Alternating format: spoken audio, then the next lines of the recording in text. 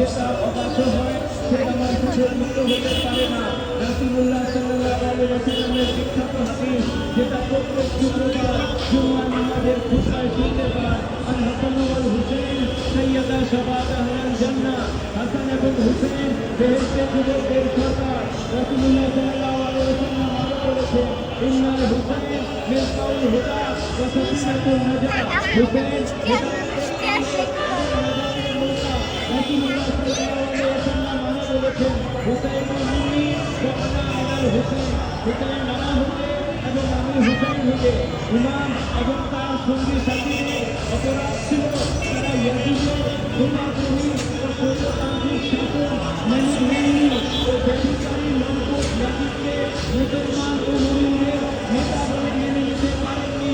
61 হিজরিতে Yazid যখন ক্ষমতায় আসে সে কারবালায় ইমাম হুসাইন আলাইহিস সালামকে 72 জন সঙ্গী সাথী সহ নির্মমভাবে হত্যা করে।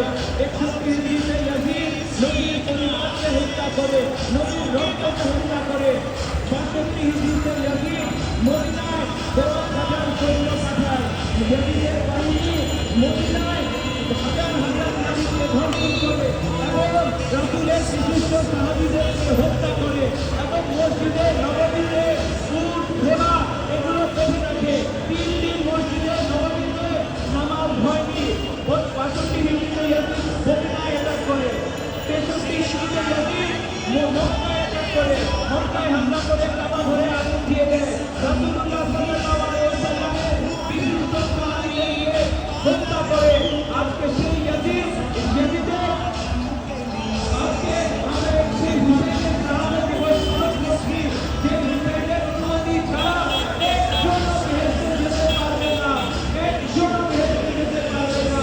নারে তাকবীর, নারে তাকবীর। করিতেছো পানি আমি কি নই রাসূলের নাতি।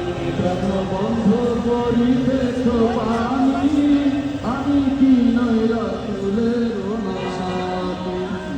রক্ত আমার শরীরে, ফাতেমার রক্ত আমার নবীর রক্ত আমার শরীরে, ফাতেমার রক্ত